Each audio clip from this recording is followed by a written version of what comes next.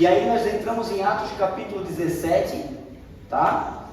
No versículo 16, mas a gente precisa voltar um pouquinho antes no texto, e a gente precisa entender que Paulo está em uma de suas viagens missionárias, e ele passa por Tessalônica, e aí o pessoal de Tessalônica começa a perseguir Paulo violentamente, e aí Paulo então ele desce para Bereia, Paulo e Silas, eles descem para Bereia, e aí os bereanos ali, eles vão na palavra, entender o que está escrito. Os bereanos são aqueles que a Bíblia diz que chama eles de nobres, porque eles não somente ouviam aquilo que era pregado, mas eles iam consultar na Bíblia, na palavra de Deus. Eles iam lá nos originais gregos da época e também hebraicos para entender se realmente aquilo era de fato assim.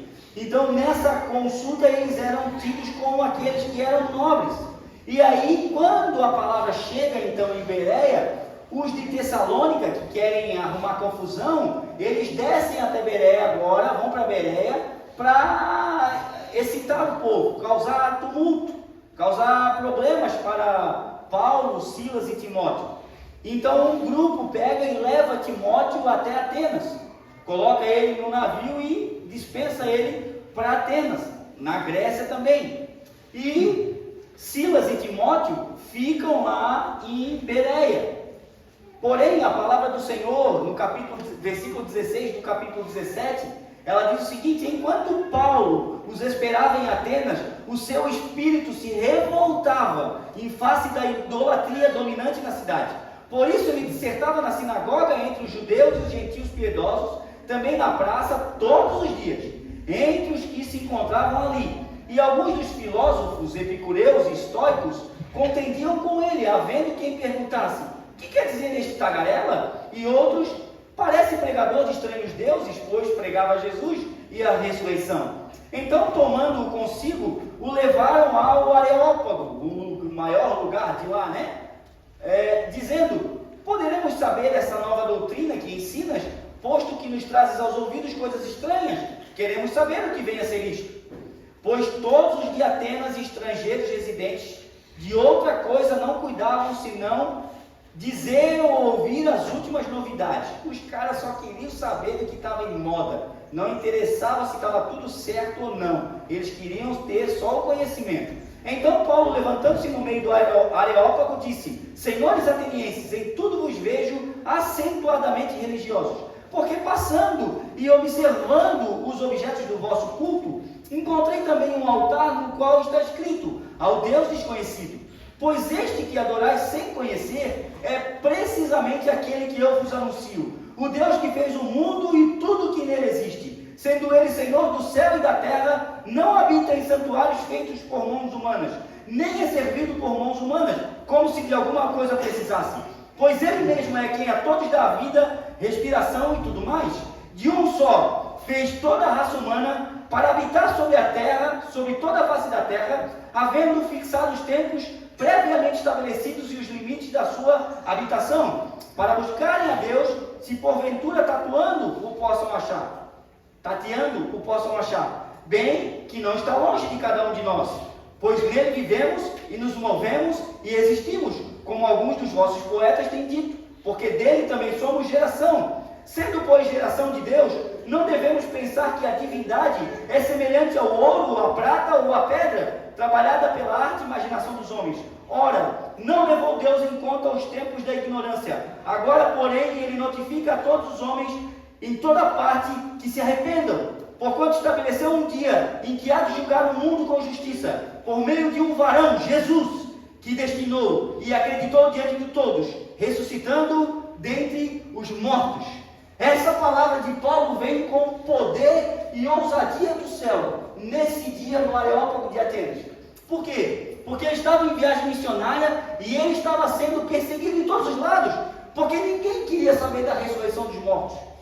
Quando ele falava da ressurreição de um homem, e ele exaltava esse homem como o Deus verdadeiro, nascido em carne, morto e ressuscitado no terceiro dia, eles diziam: não, isso aí a gente vai ouvir outro dia, porque isso aí é a historinha da carochinha, isso aí não existe, Não existe homem que possa ter nascido ser um Deus, ser Deus, homem ao mesmo tempo, morrer e ressuscitar ao terceiro dia. Isso é uma mentira. Outros diziam isso é uma blasfêmia.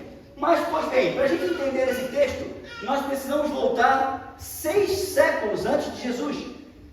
Nós precisamos chegar a uma reunião do conselho na colina de Marte, em Atenas, na Grécia.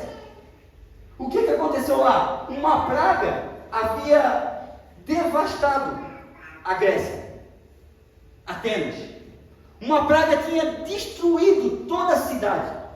E eles tinham deuses para tudo em Atenas, a ponto de o geógrafo Pausanias dizer que havia mais de 30 mil deuses em Atenas, na Grécia, naquele tempo.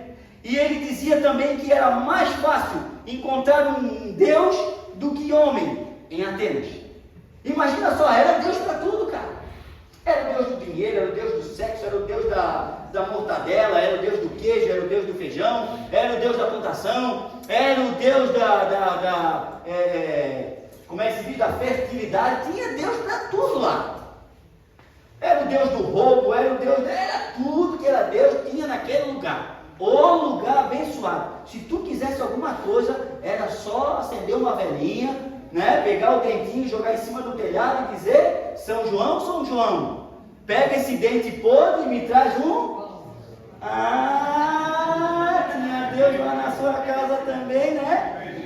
Ah, tá vendo como o pastor pega? O chinelo virado, o que acontecia? A mãe morre. Ah, vocês são uma cambada, né? Barbaridade, passar embaixo da escada. 7 anos de azar, disse que não cresce. Eu devo ter passado em cima da escada. 7 anos de azar. Gato preto. Gato preto.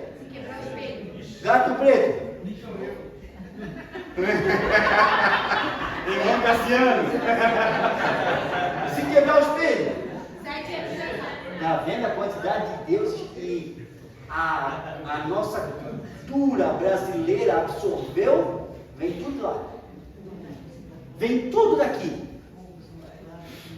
O povo de Deus, ele viveu anos e anos enredado em misticismo religioso e trazendo toda essa parafernália para dentro da igreja.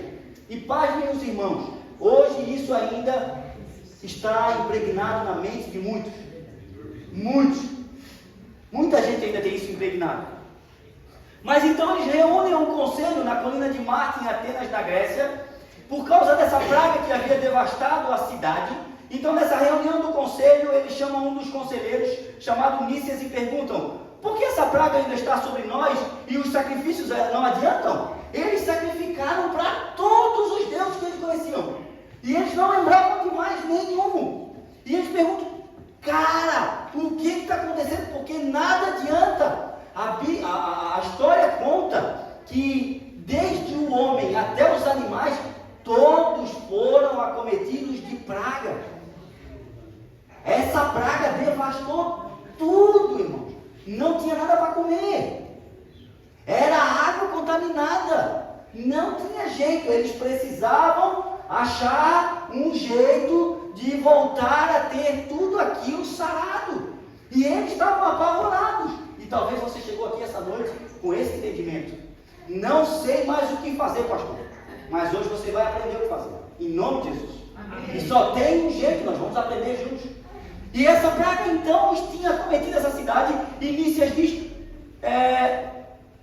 quando perguntam para Nícias, ele diz: a sacerdotisa disse que ainda resta um Deus a ser apaziguado. Eles perguntam: qual é? Ele diz: não sei. Gente boa, né? Ele diz: não sei. Porém, a sacerdotisa falou que nós precisamos enviar um navio até a ilha de Knossos, na Grécia, e trazer de lá um sacerdote chamado Epimênides. Ele saberá o que dizer. E ele diz: então tá bom, chama o cara. Lá vai ele, pega o navio, parte para Knossos, chega em Creta, fala com Epimênides. Epimênides então vem. Então ele chega em Atenas, buscam ele, perguntam o que fazer. Epimênides, o que a gente vai fazer então? Ele diz: amanhã, ao nascer do sol, tragam-me um rebanho de ovelhas sadias. Ovelhas sadias. Não alimentem elas durante a noite. Elas precisam estar morrendo de fome. Tem que estar morrendo de fome. Tem que estar com o umbigo, com o estômago colado nas costas, essas ovelhinhas. E aí, então tá bom. O que mais que eu vou trazer? Tragam pedreiros, pedras e argamassa. Pô, os caras ficaram vendo o que esse cara está inventando. Tá, tudo bem, a gente vai trazer. Então, pela manhã, estava todo mundo lá, na colina de Marte, esperando para ver o que ia acontecer. E Epimênides, então, ele diz: vocês sacrificaram a muitos deuses, mas ainda falta um Deus, de nome desconhecido, o qual é poderoso e bondoso para tirar a praga, se vocês pedirem a sua ajuda. Vocês precisam fazer isso. Esse é o Deus que vocês não sacrificaram a Ele. Vocês fizeram toda essa parafernália, vocês adoram tudo que é ídolo nessa cidade, e vocês não foram capazes de reconhecer que só existe um Deus verdadeiro. E eu vou mostrar para vocês quem é. Então ele diz: soltem as ovelhas, para elas pastarem onde quiserem.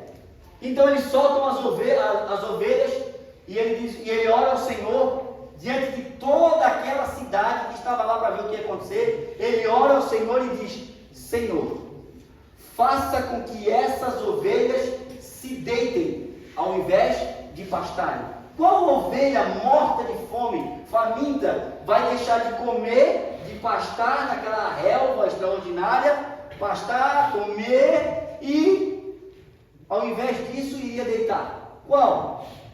Nenhuma. Mas ele diz: Senhor, faça com que aquelas que deitarem ao invés de pastar, aquelas que te agradarem, se deitem ao invés de pastar. E eles ficaram assim: cara, isso é impossível. Como? Elas estão mortas de fome, não comeram a noite inteira. Daqui a pouco, deita uma no canto. E deitou uma, eles poderiam pensar: deve estar doente. Deitou animal, geralmente cavalo, ovelha. Quando deita, ele está doente. Mas daqui a pouco deitou uma lá. Daqui a pouco gritou: deitou outra lá. Gritou: deitou uma lá. Deitou uma aqui, deitou ali, deitou lá. E aí começam a deitar várias ovelhas. E aí eles perguntam para Epimênides: e agora? O que a gente vai fazer com essas ovelhas que agradaram o Senhor, o teu Deus, e deitaram? Ele diz: chamem os pedreiros, tragam as pedras e argamassas. E onde essas ovelhas deitaram, em cada lugar, exatamente onde elas deitaram, ergam um altar. E eles perguntam: tá, mas e aí qual o nome que a gente vai colocar nesse altar? Qual é o Deus que vai ser o Deus desse altar? Porque quando erigia-se um altar, eles entendiam que era para adorar algum Deus. E ele fala o quê? Escrevam Agnostos Deus, ao Deus desconhecido. Então eles erguem esses altares em Atenas, e a praga, sacrificaram ao Senhor, fizeram o sacrifício que Epimênides falou, e a praga deixou Atenas. A praga regrediu, ela sumiu, apagou-se, foi embora, devastou Atenas. A cidade foi curada pelo Deus desconhecido de Epimênides, o Agnosto Deus. Esse Deus retirou a praga daquela cidade. Só que, porém, como muito acontece em todos os tempos, em todas as eras, o tempo foi passando, e a cidade se esqueceu do Deus de Epimênides. Talvez você tenha se esquecido do que Deus já fez na sua vida. Talvez você tenha se esquecido das curas, dos milagres, das pragas que Ele tirou da sua vida, dos pecados, de tudo aquilo que tragava você para um caminho de perdição. Mas o Senhor nos mandou aqui para falar isso para você nessa noite. A começar por mim. Porque a palavra passa primeiro aqui, para depois chegar aí. Então Epimênides agora, depois desse tempo, eles esquecem do Senhor. E o que acontece? Aqueles altares foram destruídos e alguns pichados por vândalos e outros o mato tomou conta. Paranhos tomaram conta. Aquilo ficou tudo feio, sujo, ficou aquele matagal foi crescendo e tomou conta. A cidade esqueceu. Passa-se o tempo. 60 anos após, chega em Jesus, volta 6 séculos, 600 anos antes, e agora a gente vai 60 anos para frente. 60 anos após aquele acontecimento, 2 daqueles conselheiros que estavam lá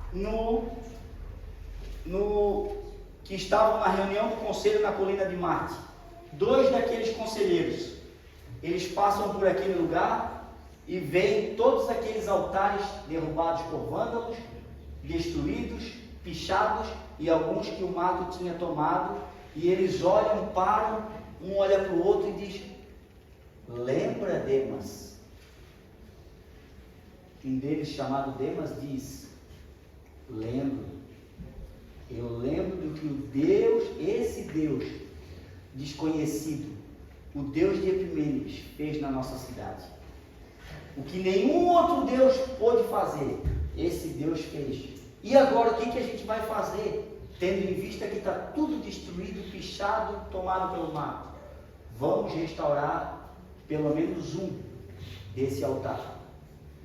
Para que os nossos sucessores, os nossos filhos, os nossos netos, a geração que vem após nós se lembre do Deus de Epimênides e o que ele fez na nossa cidade. Então eles vão lá, tiram aqueles matos, aqueles paranhos, aquelas pichações, restauram um altar. E esse altar é precisamente esse altar que Paulo chega agora em Atenas, na Grécia, e ele começa a caminhar no meio da cidade. E no meio da cidade, então, ele vai olhando, o altar ao deus Eros, o deus do erotismo, o altar, e ele vai caminhando nas ruas da cidade, e ele vai vendo, o altar da deusa Afrodite, que é aquela mesma da estátua da Van, que está ali em Barra Velha, que é a mesma estátua daquela sereia que está lá, faz menção, tudo a mesma coisa, só muda o nome, mas o cão é o mesmo. E ele olha e passa no meio daquela cidade, e ele vai olhando aqueles deuses. De repente ele se depara com um altar chamado Agnóstico Deus. Conhecendo Paulo, possivelmente a história de Epimênides, ele se reporta àquele altar e ao povo e diz: esse Deus que vocês não conhecem é precisamente o Deus que eu anuncio para vocês nessa noite. O Deus que fez os céus, a terra, o mar e tudo que neles há. O Deus que trouxe salvação, porque não há salvação em nenhum outro. E o nome dele é Jesus Cristo. Ele morreu, ressuscitou ao 3º dia. Ele subiu aos céus e ele vai voltar para buscar a sua igreja. E esse é o Deus que eu estou anunciando para vocês. Porque ele ressuscitou dos mortos. E era impossível para alguém ressuscitar dos mortos. E era somente possível ele sendo Deus. E por causa dele sendo Deus, eu digo para vocês, ele é o Agnóstico Deus, apresentado para vocês agora, vivo, em glória, cheio de poder, honra e majestade. Esse é o Deus que eu anuncio para vocês nessa noite. Esse é o Deus. Talvez ele entrou aqui nessa noite, o Senhor Jesus agora entrou, e ele passeia agora no meio dessa igreja, nesses corredores, ele passeia no meio de vocês nos bancos, e ele está perguntando para mim e para você, qual é o altar que está no seu coração?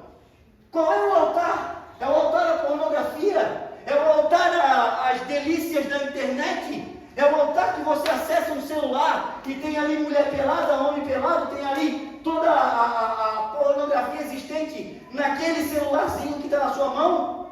Qual é o altar que está no seu coração? Ainda que o mundo diga que não é pecado, o Senhor diz que isso pode te levar para o inferno.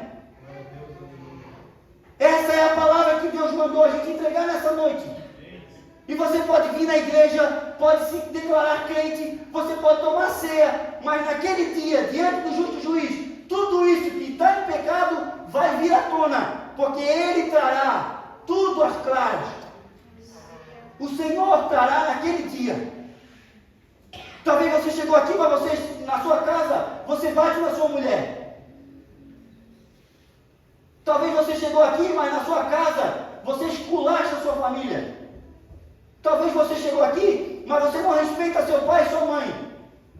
Talvez você chegou aqui, mas você tem inimizade com o seu pai, você nem fala com ele, ou com a sua mãe, seja lá o que for. Mas hoje é dia de restauração, não é dia de condenação. A condenação é se você não se arrepender. Porque se você não se arrepender, naquele dia será instalado o grande tribunal de Cristo, antes de sermos levados para as bodas do Cordeiro. A Bíblia diz que o Senhor instaurará então o grande trono branco, é o tribunal. E naquele tribunal será colocado tudo aquilo, toda a sua vida, se você creu ou não no Senhor. E naquele dia será exposto todo o seu pecado, e passará como um flash diante dos seus olhos. E aí você vai dizer: puxa vida, me lasquei todo. Não tem mais jeito, não tem mesmo. O jeito é hoje, a hora de mudar é hoje, a hora de tomar a decisão é hoje. Talvez você saia daqui e você joga a sua vida no ralo todos os dias. Talvez você saia daqui e você vai para lugares tortuosos, lugares demoníacos, diabólicos, e adorar tudo aquilo que é Deus, que não é o Senhor. Mas o Senhor te diz nessa noite: existe somente um Deus verdadeiro, Cristo Jesus, homem. Há um só Deus e um só mediador entre Deus e os homens, Jesus Cristo, homem. Nós temos à destra do Pai um homem que intercede por nós, e ele se chama Jesus Cristo. Ele é o Senhor de todos. Eu não sei qual é o seu pecado, se é a traição, se você trai sua esposa, seu esposo, sua família, seus amigos, se é a pornografia, o homossexualismo, se é o lesbianismo, se você tem feito tudo aquilo que desagrada o Senhor, eu não sei o que é. Talvez o altar que você construiu no seu coração seja um altar a si mesmo. Talvez esse altar aí seja um altar consagrado a você mesmo. Você se ama, você não ama o Senhor.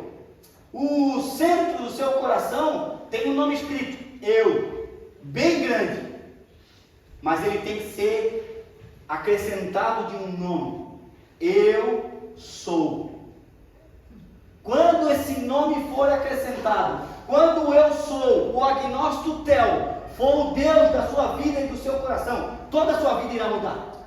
Ainda que você passe por dificuldades, ainda que você passe por provas e tribulações, por adversidade, por enfermidade, seja lá o que for, não interessa, mas se você estiver com o Senhor, você está salvo. Se você estiver com o Senhor, você estará naquele dia em que Ele vai colocar uma mesa perante nós.